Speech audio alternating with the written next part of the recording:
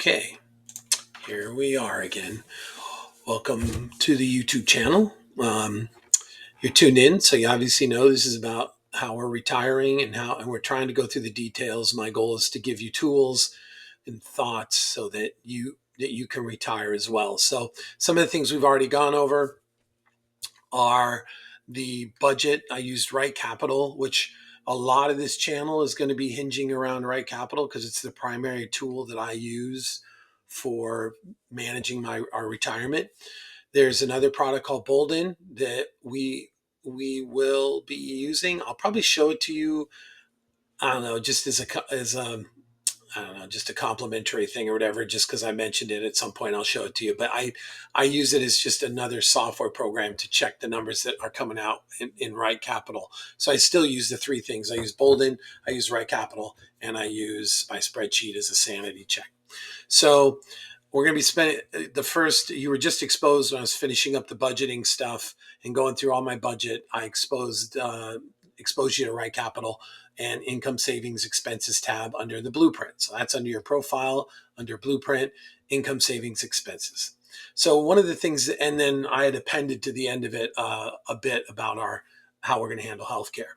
One of the expenses that was missed here is in Right Capital, you can set up things called goals.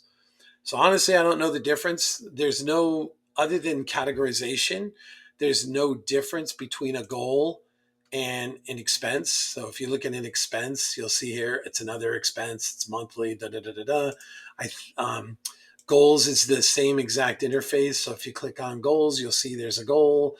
It says lifestyle other. I think the only advantage to goals, to doing a goal, is in your head. It's another place in Right Capital. As you're going to go through the software, you're going to see that they'll separate expenses from goals. So when I first started doing this, I kind of picked some things that were kind of goals to me. They still are, um, kind of with the thought in mind that, hey, if things really got bad, I could go to the goals section first. Now, what ended up happening is because of the way Right Capital does income, I had to put some stuff in goals that were more about how you handle healthcare deductions out of paychecks, how you handle union dues, how you handle, just I was trying to get it to net down to just kind of take home. So you'll see some goals in there. So let's just talk about goals because they are part of an expense. And generally, when you're talking about budgets, you're talking about expenses. So these were some expenses that I have, but they're classified as goals. So, like I said, you're going to see in here, and I'm going to try and share everything with you. So if you see this in screenshots, you won't be like, what the heck is that? Is that one of our goals is we give like about $1,000 every year to an organization called World Vision. We don't do that monthly. It's a one-time shot every year. So I guess you know what? That's probably the deal with the goals. That's actually what it is. With budget, you just stick in a goals start, goals end, and it assumes monthly. A budget item.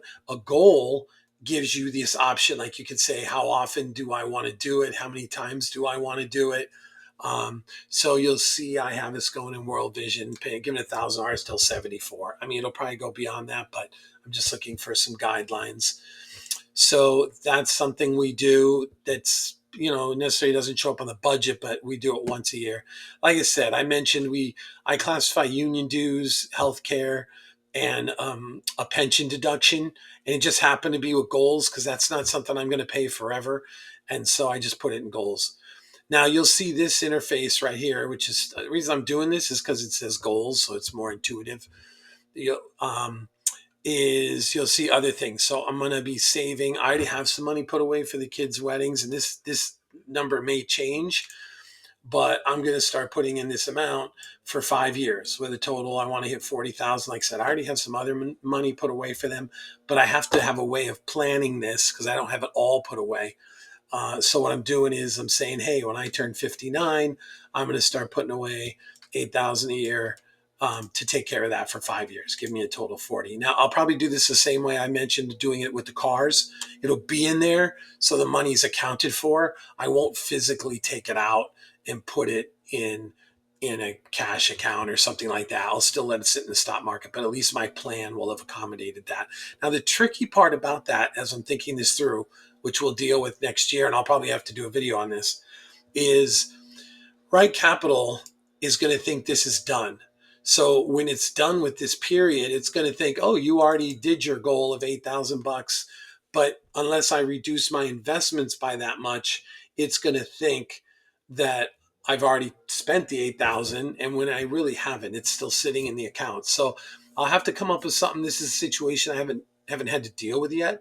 So I'll probably think of something, but this will be situations you guys will have to deal with too. If you use Right Capital and go the route I'm saying, then you're going to have this same situation where you don't want to, I could pull this out of an account and put it in savings or put it in a separate account that Right Capital doesn't know about. But I kind of don't want to do that. So I'll come up with a good way to do that. It just hasn't hit me yet. So I'm sure that'll be another video. So that is for the most part what our goals were. Let's see if we have anything else in here that shows up. There's our world vision repeating. There's the kid's wedding. This is by year. Let's just go down here and see. Oh, this is something that it's kind of an expense. I'll probably do a YouTube video for it, but I put in some plans here in Right Capital, and this is just something you can see now is in Right Capital. What you can do is you can say, I'm going to move from house to house. Now, our first primary home, I'm looking to do a complete lateral, meaning I'm going to spend what we paid for this house, whatever the market value is worth. I'm going to sell it and use all of it minus commissions. That'll be another one though too. I sold my first house without a realtor.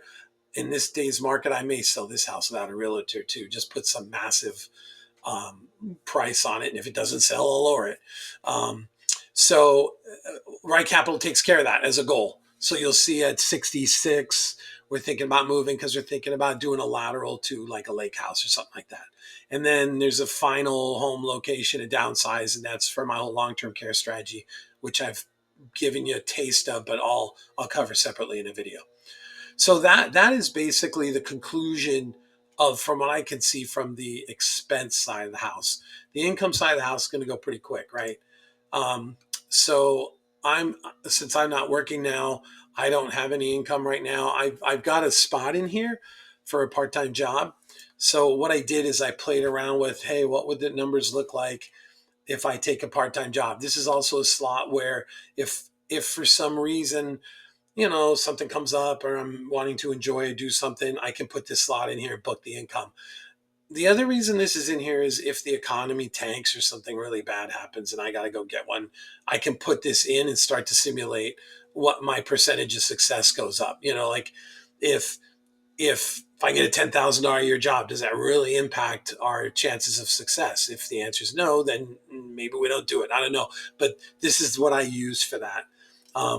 My income, our whole Social Security plan, which we'll talk about now, but I'll try and get into a little more later.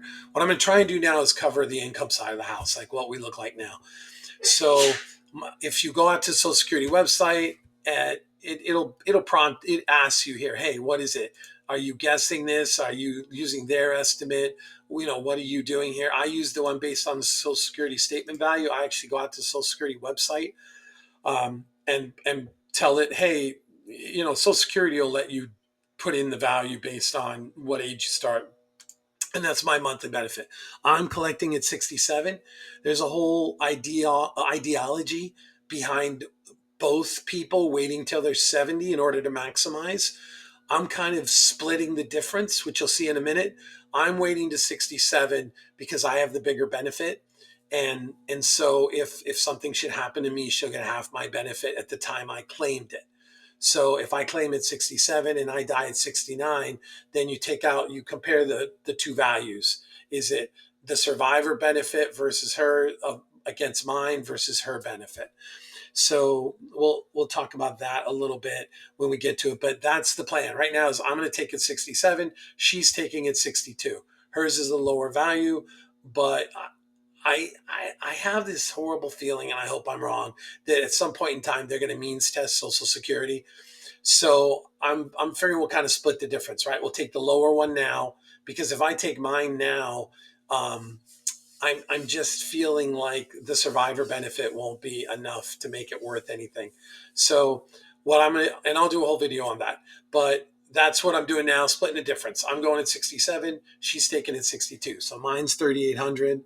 And you'll see on another spot, which I'll go over next. So when I'm done with this, I'm going to bring you in another video to the summary page. Because right now you're just seeing all these numbers individually, but you don't see them as a package together. Like some of the great things Right Capital does is it inflationizes things for you. But you're not seeing any of that now. You're just saying, hey, here's the budget category and how much. So I'm going to kind of put that whole picture together as soon as I'm done showing you and going over our income and expenses.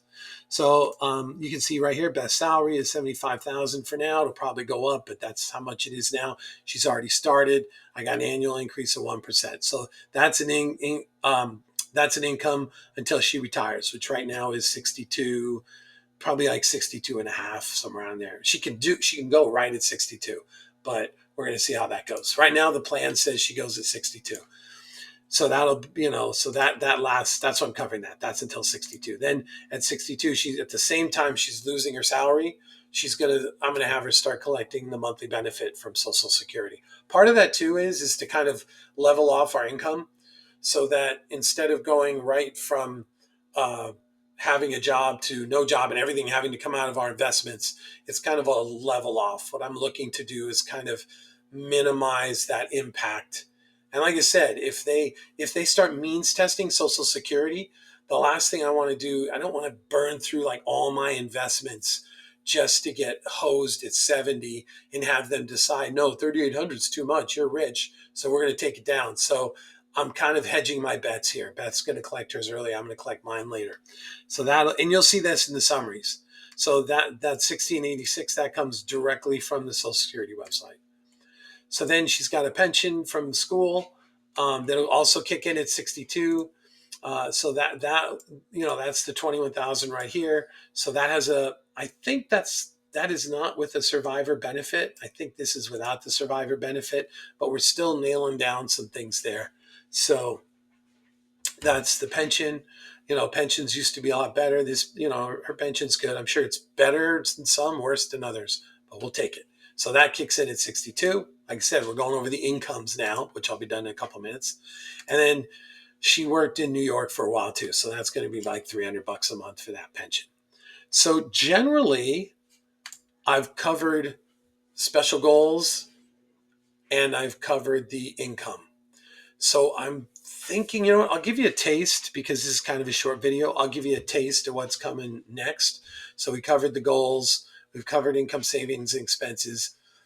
Now what ultimately I'm going to look for Right Capital to do for me is a couple things, and we're going to do some detailed videos on that. But I feel like I'm kind of leaving you hanging, and it's a pretty short video. So we're going to do this just real quick. I'm going to tease you into the next video. So what it does is it takes all those numbers that I just put in. Well, I mean, I put them in a while back, but they're in now. And it applies inflation. You saw when I was going through the budget, I could apply a custom inflation. Now, one of the things you can't do is it also has all my investments. So, and we've already gone over the investment breakdown. I mean, I could show it to you real quick. You just go profile, investments, and shows you your investments, and you can actually go into each investment. We'll do a whole thing on that, like how you can enter those investments. But it basically takes all your investments. It takes all this stuff you've just keyed in and runs it through a Monte Carlo scenario. And based on that Monte Carlo scenario, which I'll do a whole thing on just this page, but I didn't want to leave you hanging too much. So on this tab, this retirement tab, there's another tab called cash flows. And I basically live in this tab because this is where all the work you've done. So notice there's a maps tab. I don't go in the maps tab too often because that's just year for year, but I go in the summary tab all the time. So what the summary tab is all about, this is kind of your gold, right? This is even what differentiates this software package from Bolden. And I love Bolden. That was one of the first ones I ever got, was the Bolden package. But the problem with Bolden is I couldn't get into the details. Like you'd put those numbers in and then they would just disappear into some big number. And I wanted to be able to go down like year by year and see how much things were. Also for debugging, like did I put a number in wrong? And this was kind of a nice sanity check. So you'll see there's your incomes. So this column right here gives your age and your spouse's age, the year. What is the income? Anything underlined you can drill into. It gives the expenses. Remember all the expenses we put in the budget? That's where it's driving that column from. Goals, that's the only thing I said about creating goals, right? You do get this separate column for goals. It doesn't get wrapped up into expenses. I don't know. How valuable is it? I guess the real value for it is you can do, instead of doing it monthly, you can just say, I want to do this once, twice a year, or 3 times a year, whatever. I don't like I said, goals is iffy. I just did it because I felt like it was the right thing to do. It calculates the tax payment for you based on the tax plans. This is a big deal right now, right? Because what I'm dying to know is if Trump makes this is with tax cuts not being permanent.